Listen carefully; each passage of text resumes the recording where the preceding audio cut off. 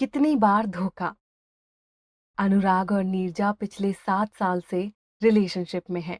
College में पहले casual friend थे, फिर बेस्ट फ्रेंड हुए, फिर लव स्टार्ट हो गया। एक वक्त ऐसा आया जब अनुराग बात को शादी तक ले आया, लेकिन नीरजा मानने को रेडी ही नहीं थी। नहीं अनुराग, पापा नहीं मानेंगे। पापा को तो कोई गवर्नमेंट जॉब करने वाला ही चाहिए। यूपीएससी दी है मैंने, रिजल्ट भी अच्छा ही आएगा, गवर्नमेंट जॉब मिल जाएगी। शादी की बात तो बढ़ाओ। यूपीएससी का रिजल्ट ही आ जाता है और अनुराग पास हो जाता है। अब नीरजा के पास ना कहने की कोई वजह नहीं होती। अनुराग फाइनली नीरजा का हाथ मांगता है। सब सही चल रहा था। ऐसा लग रहा था कि दोनों की परेशानियां खत्म हो चुकी हैं। पर शादी के 2 दिन पहले ये शादी नहीं हो सकती।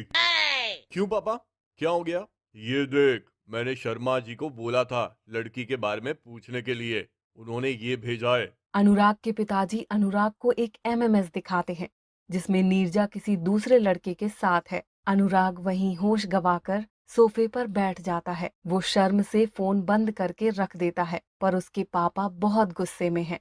तुमने तो कहा था तुम एक दूसरे को 7 साल से पसंद करते हो, तो फिर ये क्या है? ये लड़का तू तो नहीं है।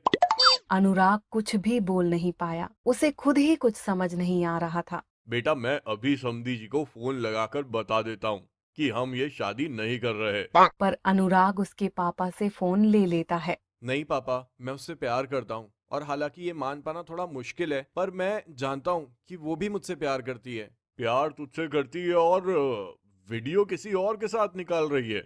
लोग हंसेंगे बेटा, और अब तो शादी हो या ना हो फिर भी हंसेंगे। जब हर कंडीशन पर लोग हंसेंगे तो फिर टेंशन किस बात की? शादी मेरी है, फैसला भी मैं ही लूंगा कि आगे क्या करना है। अनुराग के कहने पर अनुराग के पापा गजानन जी भी चुप हो जाते हैं। हालांकि अनुराग के प्यार ने उसे शादी तोड़ने से तो रोक लिया था, पर वो खुद भी जानता था कि नीरजा को अपनाना इतना आसान नहीं होगा। शादी हो चुकी थी और अब वो दोनों अपनी सुहागरात मनाने बिस्तर के 2 कोने पर बैठे। मैं तुमसे कुछ कहना चाहता हूँ। कहना तो मैं भी चाहती हूँ तुम्हें कुछ, बस समझ नहीं आया कि कैसे कहूँ। मैं जानता हूँ कि तुम मुझे छोड़कर किसी और के साथ रहती हो। तुम्हें कैसे पता? तुम्हारा वायरल एमएमएस मुझ तक भी आया था, पर मैंने तुमसे कभी उस बारे में बात नहीं की। नीरजा ये बात सुनते ही रोने लगती है। अब रोने से कुछ नहीं होगा। मुझे इस बात की शर्म नहीं है कि मेरी बीवी का एमएमएस वायरल हो गया है, वो भी किसी और के साथ। बस मुझे इस बात का दुख है कि तुमने चीटिंग की। तुमको जब पता चल गया था तो तुमने मुझसे शादी क्यों की? तुमको पता भी है कि कितना गिल्ट में रहूंगी मैं। ये सब तो करने के पहले ही सोचने की बातें थी नीरजा। मुझे माफ कर पाओगे?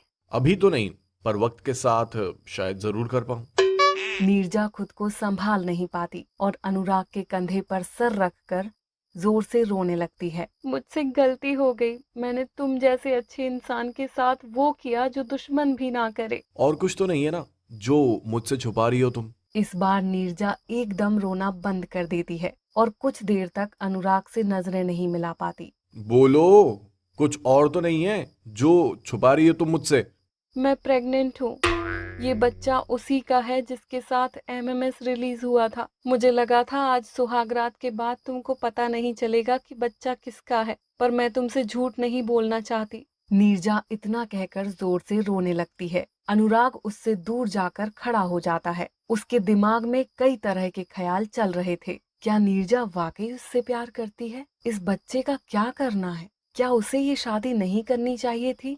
और कितने राज हैं जो नीरजा ने छुपा रखे थे? अनुराग हिम्मत करके पूछता है। मुझे एक बात बताओ नीरजा, हमारे बीच जो भी हुआ, क्या वो सब झूठ था? तुमने उस लड़के से शादी क्यों नहीं की? नहीं अनुराग, सब कुछ सच था। तुम जानते हो मैं तुमसे कितना प्यार करती हूँ। वो लड़का एक गलती थी मेरी जिंदगी की। अब मुझे लगता है कि जैसे मैं तुम्हें जानता ही नहीं, या शायद चाहता ही नहीं कि तुमको जानूं। अनुराग, तुम अपने परीक्षा की तैयारी कर रहे थे और मुझे समय ही नहीं दे पाते थे। मुझे बहुत अकेला लगता था। इसी बीच मैं आकाश से मिली और वो सब। आई एम सॉरी अनुराग। मैं तैयारी किसके लिए कर रहा था नीरजा? मुझे तो कभी यूपीएससी नहीं करना था, सिर्फ तुम्हारे लिए। मैं दिन रात मेहनत करता रहा ताकि हम साथ में रह पाएं। आई एम सॉरी अनुराग। तुम बोलो क्या करें? तुम्हें अगर डिवोर्स चाहिए तो। अभी हम एक दूसरे के बारे में सोच रहे हैं, पर बच्चे के बारे में दोनों ही नहीं सोच रहे हैं। मैं वादा नहीं कर सकता कि कभी तुम्हें माफ कर पाऊंगा, कि कभी हमारा रिश्ता नॉर्मल हो पाएगा, पर मैं वादा करता हूं कि इस बच्चे को कभी भी ऐसा नहीं लगेगा कि इसका बाप कोई और है। नीरजा को भरोसा ही नहीं होता कि अनुराग इस तरह से इस सदमे को भी झेल लेगा। मैं तुम्हारे साथ रहूंगा जरूर, पर तुम्हारे नजदीक नहीं रह पाऊंगा। मैं अलग कमरे में सोऊंगा। ऐसा मत कहो प्लीज। बच्चे का ध्यान रखो। अनुराग तकिया उठाकर दूसरे कमरे में चला जाता है। 2 दिन बाद ही अनुराग उसके पिता के पास जाकर कहता है, पापा, मिठाई मंगवा लो, आप दादाजी बनने वाले हो।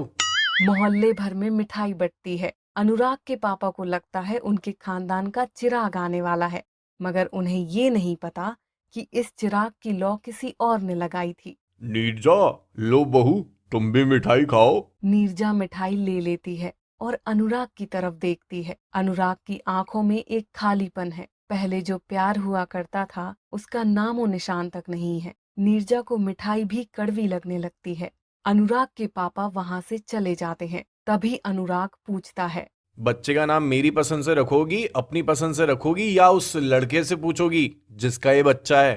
तुमने मुझे माफ करके कितनी बड़ी सजा दे दी है अनुराग।